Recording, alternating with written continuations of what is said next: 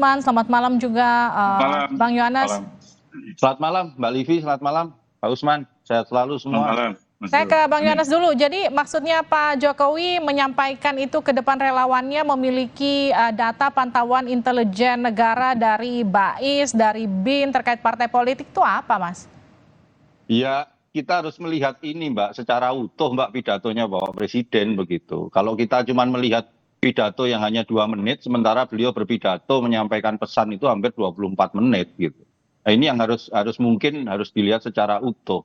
Karena apa yang disampaikan oleh Bapak Presiden itu sebenarnya ada satu konteks yang besar begitu Mbak. Konteks pertama tentang bagaimana beliau mendapatkan kepercayaan dan bagaimana akhirnya kepercayaan itu diberikan kepada diproyeksikan ke dalam memimpin bangsa ini sehingga bangsa ini hari ini memiliki kepercayaan. Kemudian bagaimana bicara tentang hilirisasi dan ketika pada ujungnya kita harus melihat konteks bagaimana bangsa ini berada dalam 2 situasi. Pada saat situasi yang pertama kita memiliki kesempatan untuk lompat, tetapi pada saat bersamaan juga kita punya agenda konstitusi, yaitu pelaksanaan pemilu 2024 di mana kepemimpinan nasional itu menjadi kata kuncinya gitu, Mbak. Nah, dalam konteks hari ini kalau kita lihat gejolak politik, kemudian dinamika politik, itu kan oleh beberapa pihak itu dilihat menjadi sesuatu yang mengkhawatirkan begitulah. Dalam konteks ini sebenarnya Bapak Presiden mau memberikan pesan secara tegas bahwa semuanya kondisi apapun yang terjadi itu baik dalam partai politik ataupun dalam situasi dalam masyarakat, Bapak Presiden itu menerima laporannya dan situasinya hari ini syukur alhamdulillah semuanya masih dalam batasan-batasan, masih kondusif begitu Mbak. Jadi tidak dalam kerangka untuk kalau yang berkembang di masyarakat memata-matai atau apapun untuk kepentingan politik. Kami rasa tidak seperti itu begitu Mbak. Oke, Bang Usman, Anda juga menerjemahkan hal yang sama dari pernyataan Pak Jokowi atau sebaliknya? Ini adalah pernyataan yang offside dari Presiden? Ya, kalau mau menggunakan istilah offside, saya kira itu benar. Ya. Jadi, fungsi-fungsi intelijen itu kan untuk melakukan deteksi dini dan peringatan dini untuk mencegah terjadinya pendadakan strategis. Gitu ya. Misalnya, ancaman-ancaman yang sifat mengancam keamanan nasional. Nah, karena itu perlu kita telaah apakah pernyataan-pernyataan Presiden tersebut memang diarahkan untuk mencegah terjadinya pendadakan strategis atau pendadakan yang mengancam keselamatan atau keamanan nasional, maksudnya segenap bangsa atau integritas teritorial bangsa gitu. Nah, kita tahu bahwa di dalam konsideran atau dalam pertimbangan Undang-Undang Nomor 17 Tahun 2011, di sana dikatakan bahwa untuk mencegah terjadinya pendadakan dari berbagai ancaman itu diperlukan intelijen yang tangguh, intelijen yang profesional, dan harus menghormati hukum, harus menghormati nilai-nilai demokrasi, dan menghormati hak asasi manusia. Nah, sekarang kita perlu periksa data-data intelijen itu tentang apa. Kalau seandainya tentang misalnya kegiatan partai politik atau tentang misalnya hal-hal yang bersifat internal partai politik, saya kira itu kurang menghormati nilai-nilai demokrasi. Apalagi kalau sampai misalnya berupa data-data pribadi dari para petinggi partai politik yang katakanlah dalam menjelang pemilu 2024 ini berbeda pandangan dengan Presiden. Dan kita tahu dalam beberapa bulan terakhir Presiden cenderung mendukung salah satu calon presiden, ditambah lagi dengan anak presiden yang juga digadang-gadang untuk menjadi salah satu pasangan dari calon presiden yang didukung oleh Presiden Joko Widodo. Nah, sampai di situ politisasi jadi sulit untuk dihindarkan. Nah, ini yang saya kira kita tidak inginkan. Dan kalau bicara ancaman keamanan nasional, sebenarnya bukan bicara hal-hal yang sifatnya internal dari partai politik. Mas Usman? Oke, kita sambil sambungan dengan Mas Usman, saya ke Mas Yohanes. Jadi, apakah ini kemudian semakin membuktikan pernyataan Pak Jokowi sebelumnya soal cawe-cawe? Enggak Mbak, sekali lagi Mbak, kan kalau yang namanya intelijen itu kan supaya upaya deteksi dini, upaya kuratif gitu. Kalau tadi semua bilang bahwa apakah partai politik itu menjadi ancaman keamanan nasional, saya ingin tegaskan Mbak bahwa seluruh unsur kehidupan berbangsa dan bernegara, bukan hanya partai politik, semua sendi-sendi kehidupan itu sebenarnya sejatinya memiliki potensi untuk menjadi ancaman keamanan nasional. Saya berikan satu contoh. Ketika pandemi COVID-19, apakah kalau kita menggunakan parameter keamanan nasional, apakah sebuah perusahaan kesehatan itu mengancam keamanan nasional?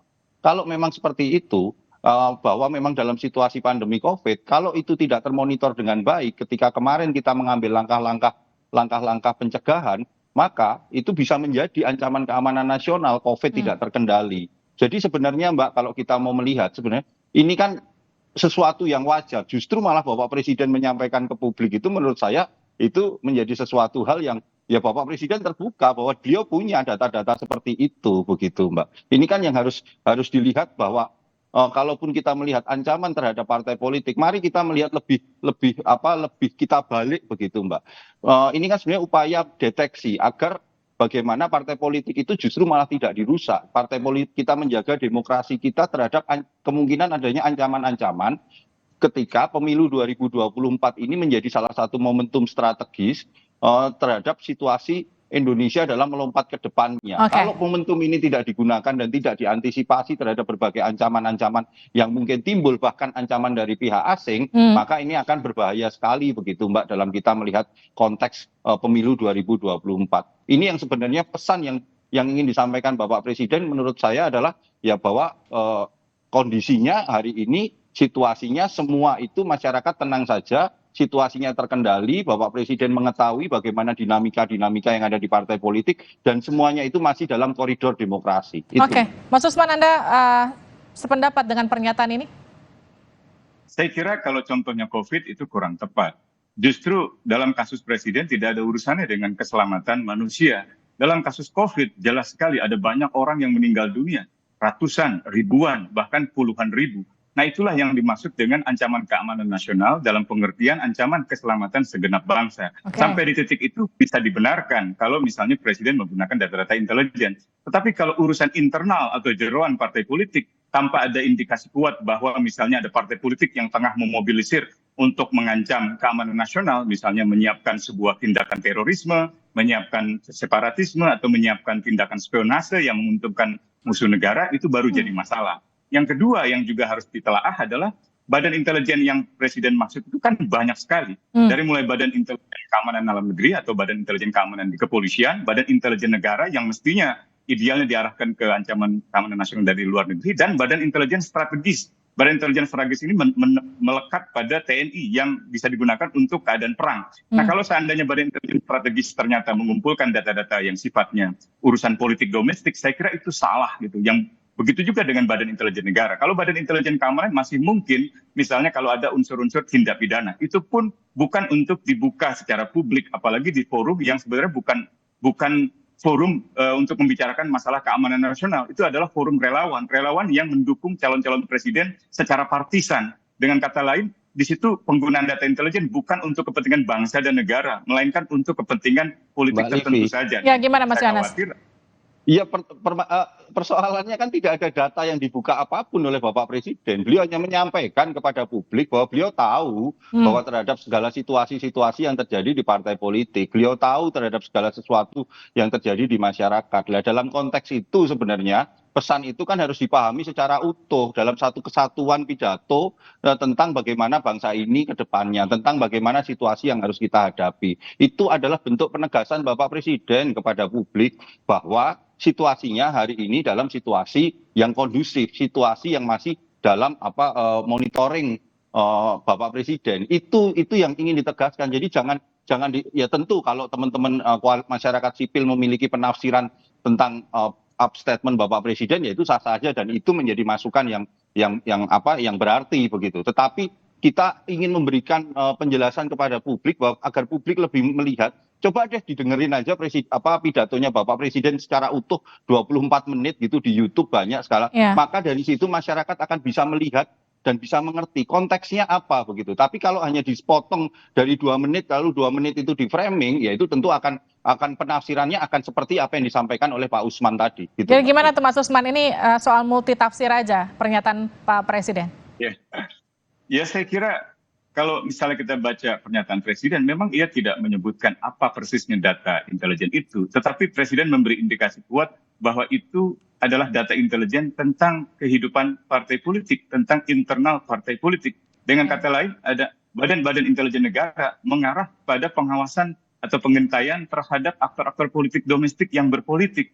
Nah ini yang nggak boleh di dalam sebuah negara demokrasi. Jadi itu yang saya kira harusnya diperhatikan oleh Presiden, bukan kemudian mengumbarnya ke publik atau bahkan memberi kesan kuat bahwa memang badan-badan intelijen negara, termasuk badan intelijen strategis, diarahkan untuk mengawasi kehidupan partai politik. Itu yang saya kira tidak menghormati demokrasi. Apalagi kalau sampai masuk ke ranah pribadi dari para politisinya, itu melanggar hak asasi manusia.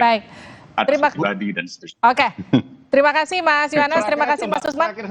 Iya, oke, singkat saja, singkat.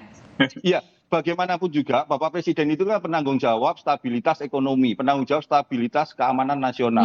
Maka apapun data-data seperti apapun, ya Bapak Presiden memiliki kewenangan untuk beliau mendapatkan input-input terkait hal itu. Oke, gitu, Mbak. Oke, terima kasih. Semua unsur itu boleh gitu, Mbak. Baik. Bukan partai yang nggak boleh gitu. Oke, terima kasih Mas Usman, terima kasih juga Mas Yohanes sudah bergabung bersama kami di Sapa Indonesia Malam. Saudara, usai jeda di Sapa Indonesia.